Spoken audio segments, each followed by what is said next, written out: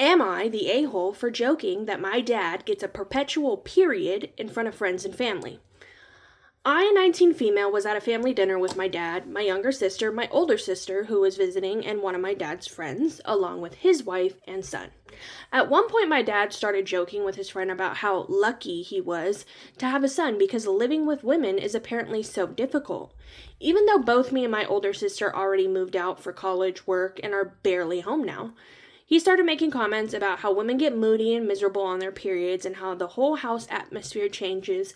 He was saying it in a joking tone, not screaming or anything, but he says this kind of pet stuff pretty often. His friend then said he thanks the Lord every day for that. So I replied in basically the same joking tone that honestly, if he had a son exactly like him, it would probably be worse because he's moody and irritable all the time already. So it's like he's permanently on his period.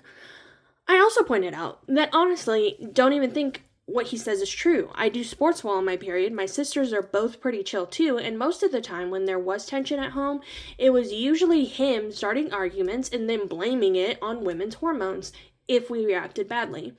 Anyway, after dinner, my dad told me I embarrassed him and insulted him in front of his friend.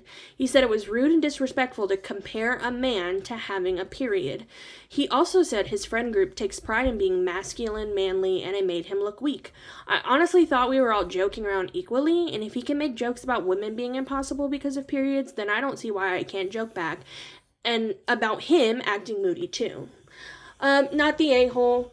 I've been finding a lot of these stories lately when it comes to women versus men and this whole thing. And his way of thinking is very backwards of, like, yes, we've all made jokes. I've made jokes about, oh, when, we're on a period together in the same house, like, it's gonna be crazy. Those are jokes.